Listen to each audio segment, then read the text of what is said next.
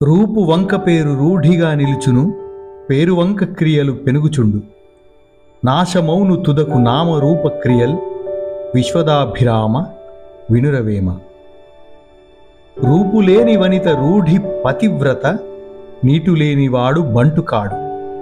తెలుపవచ్చువాడు దేవర బంటురా, విశ్వదాభిరామ వినురవేమ.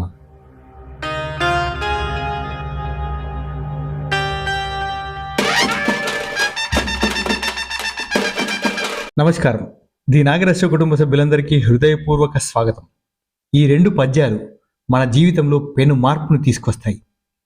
ఆ వేమన పద్యాల్లో ఉన్నటువంటి రహస్యాన్ని, పద్యాల భావాన్ని, బౌద్ధుల జాతక కథల్ని కూడా ఈరోజు కూలంకషంగా చర్చించుకుందాం. వీడియోను చివరి వరకు చూడండి. రూపువంక పేరు రూఢిగా నిల్చును, పేరువంక క్రియలు పెనుగుచుండు. నాశమౌను తుదకు నామరూప క్రియల్, విశ్వదాభిరామ వినురవేమ. వేమన చెప్పిన నామరూప క్రియలు అశాశ్వతం అనే సూత్రానికి బౌద్ధ జాతక కథల్లోని అత్యంత ప్రసిద్ధమైన కిసా గౌతమి కథ అద్దం పడుతుంది. ఈ కథ పుట్టుక, పేరు, మరణం మరియు అంతిమ సత్యాన్ని గురించి అద్భుతంగా వివరిస్తుంది. వేమన పద్యం యొక్క భావాన్ని సంక్షిప్తంగా పునశ్చరణ చేసుకుందాం. రూపం దేహం ఉన్నంత వరకే గుర్తింపు. పేరు రూపం ఉన్నప్పుడే పేరుకు విలువ. ఆ పేరును బట్టే మనం చేసే పనులు అంటే క్రియలు ఉంటాయి. సత్యం కాల ప్రవాహంలో ఈ రూపం మట్టిలో కలిసిపోతుంది, పేరు మరుగున పడుతుంది. మనం చేసిన పనులు కాలగర్భంలో కలిసిపోతాయి. ఏది శాశ్వతం కాదు. కీసా గౌతమి మరియు ఆవగింజలు అనే కథ వేమన పద్య భావానికి సరిగ్గా సరిపోతుంది. కీసా గౌతమి అనే ఒక యువతి ఉండేది. ఆమెకు ఒకే ఒక్క కుమారుడు. ఆ చిన్నారి హఠాత్తుగా మరణించాడు. పుత్రశోకంతో కుమిలిపోయిన ఆమె తన బిడ్డ చనిపోయాడన్న నిజాన్ని అంగీకరించలేకపోయింది. బిడ్డ శవాన్ని ఎత్తుకొని తన బిడ్డను బ్రతికించమని ఊరంతా తిరిగింది. అందరూ ఆమెను పిచ్చి పట్టింది అనుకున్నారు. చివరకు ఒకరు ఆమెను గౌతమ బుద్ధుని వరకు పంపారు. బుద్ధుడు ఆమె దుఃఖాన్ని చూసి ఇలా అన్నాడు: తల్లి, నీ బిడ్డను నేను బ్రతికిస్తాను, కానీ నువ్వు నాకు ఒక సహాయం చెయ్యాలి. ఎవరి ఇంట్లో అయితే మరణం సంభవించలేదో అటువంటి ఇంటి నుంచి ఒక గుప్పెడు ఆవగింజలు తీసుకురా అన్నాడు. ఆమె ఆశతో ఊరిలోని ప్రతి ఇంటికి వెళ్ళింది. ప్రతి ఇంట్లోనూ ఆవగింజలున్నాయి. కానీ మా ఇంట్లో తండ్రి చనిపోయాడు, మా ఇంట్లో కూతురు చనిపోయింది, మా ఇంట్లో తాతగారు చనిపోయారు అని అందరూ చెప్పారు.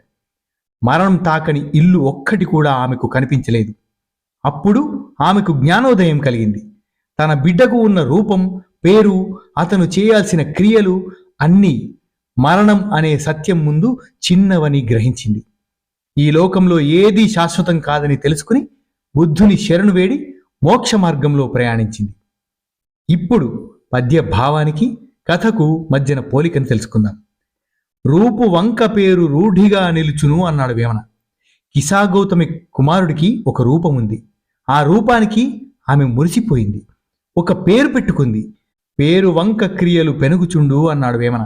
ఆ బిడ్డ పెరుగుతుంటే గొప్ప పనులు, క్రియలు చేస్తాడు అని, తన బిడ్డ పేరు నిలబెడతాడు అని ఆమె ఆశపడింది. లోకంలో మనం చేసే ప్రతి పని మన పేరు, ప్రతిష్టల కోసమే ఉంటుంది. నాశమౌను తుదకు నామరూప క్రియల్ అన్నాడు వేమన. బుద్ధుడు ఆమెకు నేర్పిన పాఠం ఇదే. మరణం సంభవించినప్పుడు ఆ బిడ్డ రూపం అచేతనమైంది. ఆ పేరు కేవలం జ్ఞాపకంగా మిగిలింది. ఆ బిడ్డ చేయాల్సిన క్రియలు ఆగిపోయాయి. అంటే కాలం ముందు నామ రూప క్రియలు అన్నీ అశాశ్వతమే అనేది నేటి సమాజానికి అందే సందేశం. అశాశ్వత తత్వాన్ని అంగీకరించడం. మనం ఈరోజు అనుభవిస్తున్న అందం, హోదా, సంపద ఏవీ శాశ్వతం కావు. ఈ నిజాన్ని అంగీకరిస్తే మనిషిలో అహంకారం తగ్గి వినయం పెరుగుతుంది. కిసా గౌతమి కథ నేటికి మానసిక ఒత్తిడి లేదా ఆత్మీయులు కోల్పోయిన వారికి గొప్ప ఓదార్పు. మరణం అనేది ప్రకృతి సహజమని, దేనిని మనం పట్టుకుని ఉండలేమని గ్రహించాలి. నామరూప క్రియలు ఎప్పుడైనా నశించవచ్చును. కాబట్టి ఉన్నప్పుడే తోటివారికి సహాయం చేస్తూ, మంచి పనులు చేస్తూ అర్థవంతమైన జీవితాన్ని గడపాలి. బాహ్య రూపం కోసం, పేరు ప్రఖ్యాతుల కోసం పాకులాడటం కంటే అంతర్గత శాంతిని వెతుక్కోవడం ముఖ్యమని ఈ కథ మరియు వేమన పద్యం ఉద్ఘాటిస్తున్నాయి. వేమన యోగి రాసిన ఈ పద్యం ప్రాపంచిక సత్యాలను, భౌతిక వస్తువుల అశాశ్వతత్వాన్ని అత్యంత లోతుగా విశ్లేషిస్తుంది. మనిషి తన జీవితకాలంలో దేనికోసమైతే తాపత్రయపడతాడో అవన్నీ కాలక్రమేణా ఎలా అంతరించిపోతాయో ఈ పద్యం వివరిస్తుంది. రూపు వంక పేరు రూఢిగా నిలుచును. లోకంలో ఏదైనా ఒక వస్తువుకు లేదా వ్యక్తికి ఆకారం ఉన్నప్పుడే దానికి ఒక పేరు అనేది ఏర్పడుతుంది. రూపం లేని దానికి గుర్తింపు ఉండదు. ఉదాహరణకు, ఒక విగ్రహం ఆకారాన్ని బట్టే అది రాముడు లేదా కృష్ణుడు అని పేరుతో పిలుస్తాం. అంటే మనిషి గుర్తింపుకు రూపమే పునాది. పేరు వంక క్రియలు పెనుగుచుండు అన్నాడు వేమన. ఒకసారి పేరు ఏర్పడిన తర్వాత ఆ పేరును బట్టే ఆ వ్యక్తి చేసే పనులు ముడిపడి ఉంటాయి. ఒక వ్యక్తికి డాక్టర్ అని పేరు ఉంటే లోకం అతడి నుంచి వైద్యం అనే క్రియను ఆశిస్తుంది. అంటే మన పేరు మన బాధ్యతలను, పనులను నిర్ణయిస్తుంది. పేరు చుట్టూనే మనిషి జీవితమంతా తిరుగుతూ ఉంటుంది. నాశమౌను తుదకు నామరూప క్రియల్ అన్నాడు వేమన. ఇది పద్యంలోని అసలైన వేదాంత సత్యం. కాల ప్రవాహంలో మనిషి మరణించినప్పుడు ఆ దేహం మట్టిలో కలిసిపోతుంది. రూపం పోయాక మెల్లగా ఆ పేరు మరుగున పడిపోతుంది. పేరు మరుగున పడ్డాక ఆ వ్యక్తి చేసిన పనులు కూడా క్రమంగా జ్ఞాపకాల నుంచి చెరిగిపోతాయి. అంతిమంగా ఈ మూడు నశించేవే తప్ప ఏదీ శాశ్వతం కాదు. నీకు ఉన్న అందం, హోదా శాశ్వతం కావని తెలిసినప్పుడు అహంకారం దరిచేరదు. పేరు ప్రఖ్యాతుల కోసం కాకుండా నీ ఆత్మ సంతృప్తి కోసం పనిచెయ్యాలి. కాలం నీ రూపాన్ని మార్చవచ్చు, కానీ నీ మంచి గుణాన్ని చెరపలేదు. పేరు కోసం ప్రాకులాడడం కంటే చేసే పనిని దైవంగా భావించు. వర్తమానంలో జీవించు. రేపు నశించే నామరూపాల గురించి చింతించకుండా ఈ క్షణాన్ని అర్థవంతంగా మలుచుకో. నిరాడంబరతను అలవర్చుకో. ఆడంబరాలు తాత్కాలికం, సామాన్యత ఎప్పటికీ గౌరవప్రదం. మమకారాన్ని విడిచిపెట్టు. నాది నేను అనే భ్రమ నుంచి బయటపడటమే అసలైన స్వేచ్ఛ. నిజమైన వారసత్వం ఏంటంటే మనం చనిపోయాక రూపముండదు, కానీ మనం పంచిన ప్రేమ ఇతరుల గుండెల్లో నిలుస్తుంది. నామ రూపక్రియలు నశించే లోపే లోకానికి ఏదైనా మేలు చెయ్యాలి. లాభ నష్టాలను, పొగడ్తలను సమానంగా స్వీకరించాలి. ఎందుకంటే అవేవీ శాశ్వతం కాదు. బాహ్య రూపాన్ని అలంకరించుకోవడం కంటే ఆలోచనలను సంస్కరించుకోవడం ముఖ్యం. ప్రతిఫలం ఆశించకుండా చేసే పనులే ఆత్మకు శాంతినిస్తాయి. నేను గొప్ప అనుకునే అహాన్ని కాలం ఒక్క క్షణంలో తుడిచిపెట్టగలదు. మనిషి కేవలం యాత్రికుడు మాత్రమే. ఈ నామరూపాలు కేవలం వేషధారణలు. నీ పేరు నిలవాలని కాకుండా నీ పని 10 మందికి ఉపయోగపడాలని ఆశించు. రూపం మారడం ప్రకృతి సహజం. దాన్ని ఆహ్వానించే ధైర్యం కలిగి ఉండు. పేరు కోసం గొడవ పడడం కంటే మౌనంగా నీ పని నువ్వు చేసుకోవడం మిన్న. జ్ఞాన సముపార్జన నశించే భౌతిక వస్తువుల కంటే నశించని జ్ఞానాన్ని సంపాదించాలి. ఈ ప్రపంచంలో అందరూ నామరూపాలకు బానిసలే అని గ్రహిస్తే అందరినీ సమానంగా చూస్తావు. నామరూప క్రియల వెనుక ఉన్న ఆత్మతత్వాన్ని తెలుసుకోవడమే మానవ జన్మ ధన్యత. వేమన చెప్పిన ఈ అద్భుతమైన జీవిత సత్యం నేటి ఉరుకు పరుగుల జీవితంలో మనకు ఎంతో ప్రశాంతతను ఇస్తుంది. ఇక ఇలాంటిదే అద్భుతమైన రెండవ పద్యం.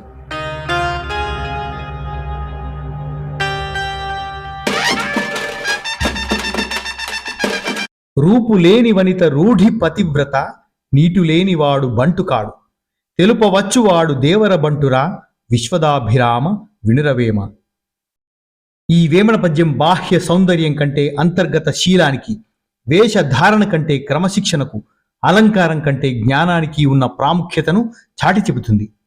ఈ పద్య భావానికి సరిపడే అద్భుతమైన బౌద్ధుల జాతక కథ కుశ జాతక కథ. ఈ పద్యం యొక్క భావాన్ని రసాత్మకంగా వివరించుకుందాం. రూపులేని వనిత రూఢి పతివ్రత.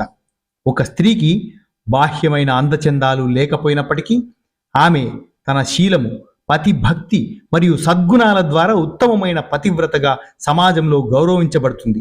అంటే రూపం కంటే గుణమే శాశ్వతమైన గుర్తింపునిస్తుంది. నీటు లేనివాడు బంటుకాడు. ఇక్కడ నీటు అంటే కేవలం అందమైన బట్టలు కావు. అది ఒక క్రమశిక్షణ, పద్ధతి మరియు వృత్తి పట్ల ఉండే అంకిత భావం. వినయం లేనివాడు ఉత్తమమైన సైనికుడు, ఉత్తమమైన సేవకుడు కాలేడు. తెలుపవచ్చువాడు దేవర బంటురా. క్లిష్టమైన ధర్మ సూక్ష్మాలను, సత్యాన్ని ఎదుటివారికి అర్థమయ్యేలా సౌమ్యంగా వివరించగలిగే వాక్చాతుర్యం ఉన్నవాడు, సాక్షాత్తు దైవ సమానుడు, జ్ఞానాన్ని ప్రబోధించేవాడు, దేవుని దూత వంటివాడు. ఈ పద్య భావానికి సరిగ్గా సరిపడే బౌద్ధుల జాతక కథ కుశ జాతక కథ. పూర్వం వారణాసిని ఓక్రాక అనే రాజు పరిపాలించేవాడు. ఆయన కుమారుడు కుశుడు. కుశుడు మహాబలవంతుడు, సకల కళా వల్లభుడు. కానీ అతని రూపం చాలా వికారంగా ఉండేది. నల్లగా, చూడడానికి భయంకరంగా ఉండేవాడు. అతనికి మద్రదేశపు రాజకుమారి ప్రభావతితో వివాహం నిశ్చయమైంది. ప్రభావతి లోకసుందరి. కుశుడు తన వికార రూపాన్ని చూసి ఆమె ఎక్కడ అసహించుకుంటుందోనని పెళ్లి తర్వాత కూడా చీకటి గదుల్లోనే ఆమెను కలిసేవాడు. కానీ ఒకరోజు ప్రభావతి తన భర్త రూపాన్ని చూసి భయపడి అసహ్యించుకుని తన పుట్టింటికి వెళ్ళిపోయింది. కుశుడు ఆమెను వదులుకోలేడు.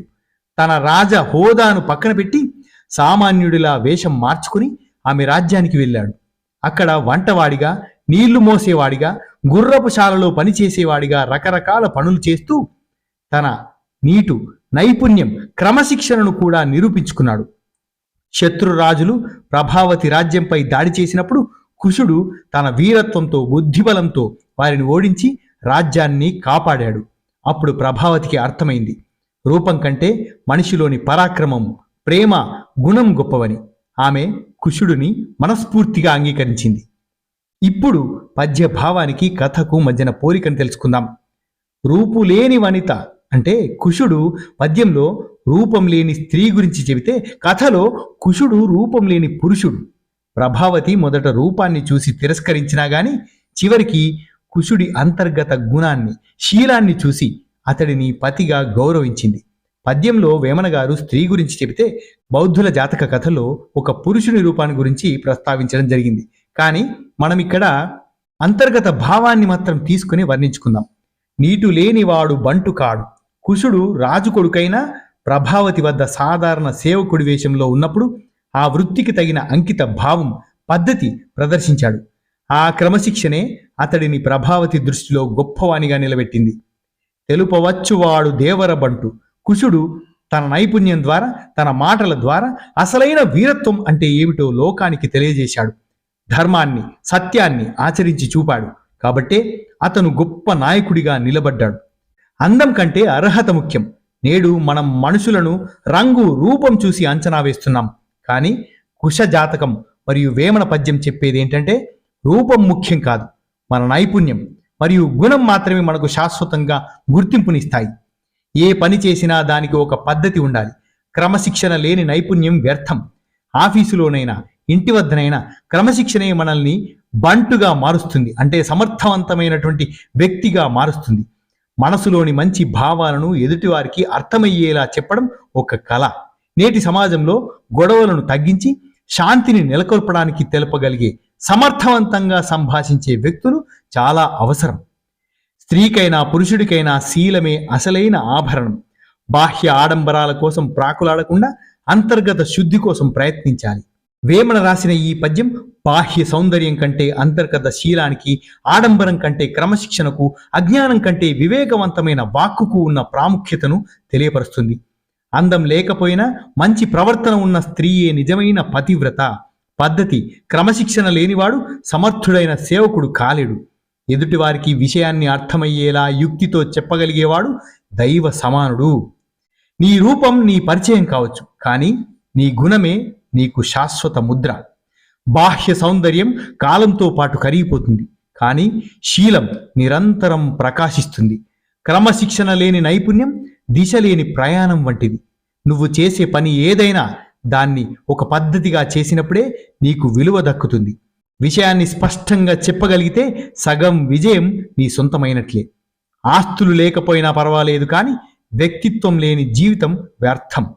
అద్దంలో కనిపించే ముఖం కంటే నీ మనసు, అద్దంలో కనిపించే నీ ప్రవర్తన స్వచ్ఛంగా ఉండాలి.